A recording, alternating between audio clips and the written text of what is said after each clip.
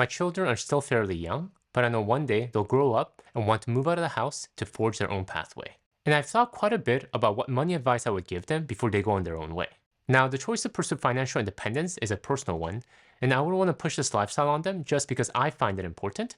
But if they're open to listening, this is what I want to share with them. The 10-step financial independence blueprint for college students.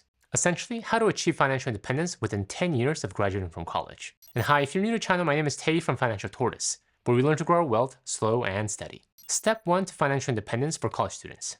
Don't take student loans. We're living at a time where college education is synonymous with student loans. You want a bachelor's degree? Usually the first step isn't what classes we're going to take. It often is how much loan can I get?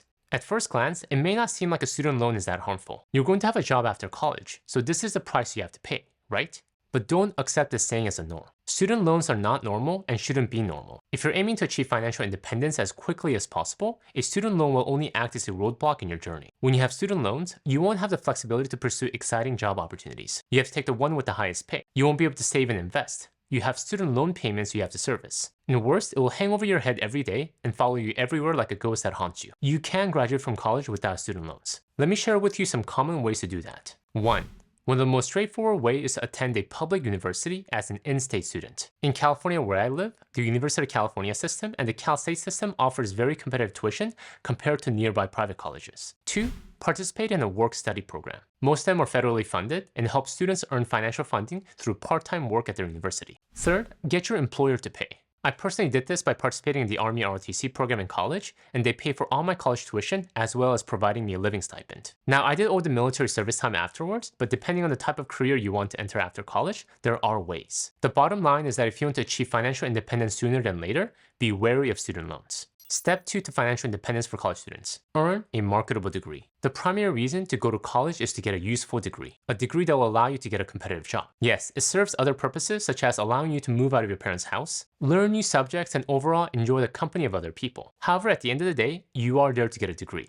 So, get a good one. Where to find data on what are good college degrees that match your interest? Here are a few. The U.S. Bureau of Labor Statistics. It's a unit run by the U.S. Department of Labor that is focused on collecting and processing labor data for the American public. The website can be a bit dense, but it has some great data points around wage for a specific occupation. Take a look specifically at the Occupational Outlook Handbook. It provides some great information about the fastest growing career fields and what college degrees you need in order to be competitive in those fields. The Federal Reserve Bank of New York also provides some great labor market data around recent college graduates, unemployment rate, and median wages in relation to each major. Georgetown University Center on Education and the Workforce has some great data around the most popular college majors and their long-term economic value. You want to study what interests you, but that is just one component of your final degree selection. You want to make your college experience worth it by coming out with a degree that makes you marketable in the workplace, which leads to the next step to financial independence. Step 3 to financial independence for college students.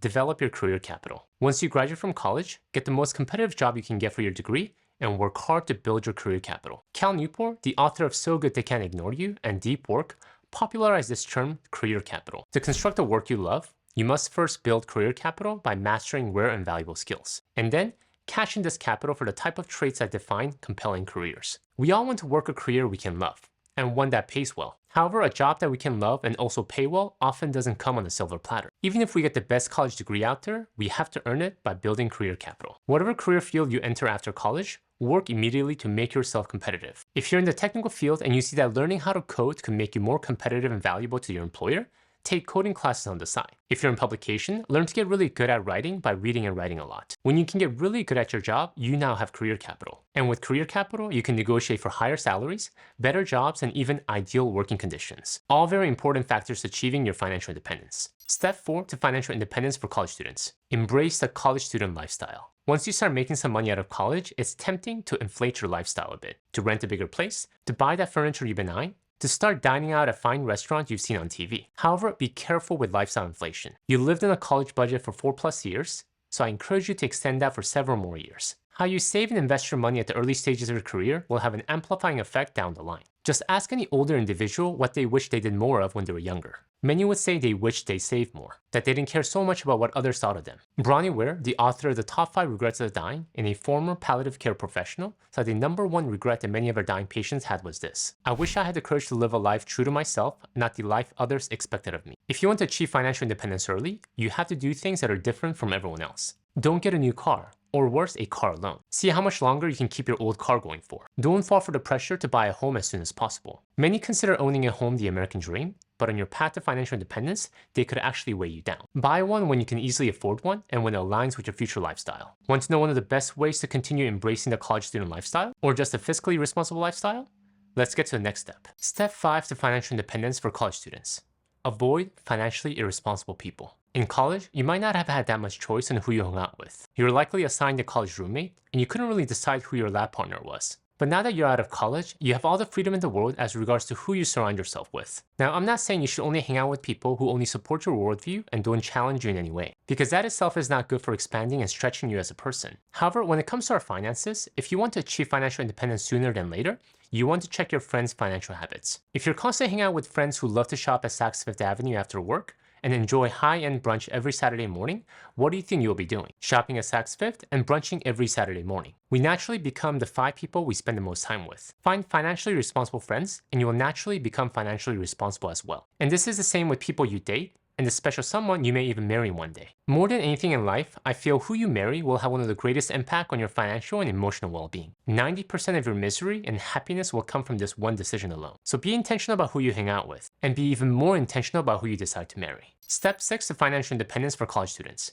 Alright, this is where we get into nitty-gritty mechanics. Max out your 401k. The 2023 contribution limit is $22,500. When you first get hired for your first job, do this without thinking twice. I know, $22,500 is a heck of a lot of money. I mean, it's almost $2,000 a month. For someone just graduating from college, it could sound like I'm telling you to climb Mount Everest. However, before you throw your arms up in protest, hear me out. If you don't have any student loan payments, have a solid marketable college degree, are working hard to build your career capital, and are living a Spartan lifestyle, it can be done. And the reason you want to do this without thinking twice is so that you get used to this amount being withheld from your paycheck every pay period. It'll be much harder to increase your contribution later because you have to get used to your paycheck decreasing with increasing contribution. However, if you do this early, you'll forget you're even doing it. All the while, your portfolio is compounding and growing in the background. Another question you might have at this stage is, what specific fund should I choose? I say a simple broad market index fund that tracks either the S&P 500 or the total market index. Some of my favorite are as follows. When it comes to best S&P 500 large cap index funds, the Vanguard 500 Index Fund, also known as VFIAX. The Fidelity 500 Index Fund, also known as FXAIX. The Schwab S&P 500 Index Fund, also known as SWPPX. When it comes to best total market index fund,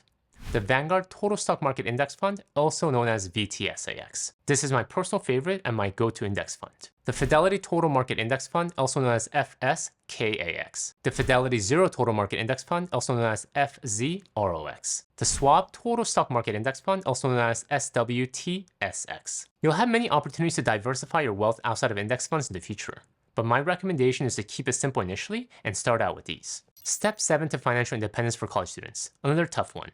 Max out your Roth IRA. The 2023 contribution limit is $6,500. A Roth IRA works differently from a traditional 401k in that tax benefits come later in time. When you contribute to a traditional 401k, your taxable income is lower the current year, so you pay less taxes today. When you contribute to a Roth IRA, you pay taxes today, but your investment grows completely tax-free and your withdrawal is tax-free. You essentially never need to pay taxes again on this money as long as you adhere to IRS guidelines. Another great thing about Roth IRA is that because you already paid taxes on the contribution, you can withdraw your principal anytime, tax-free. Therefore, if you can build a sizable Roth IRA account at an early age, not only can it grow to help you retire comfortably at later years, you have another so-called emergency fund you can tap into if need be. Now, I'm not encouraging anyone to actively do this if you can help it, but a Roth IRA gives you options. Step 8 to financial independence for college students.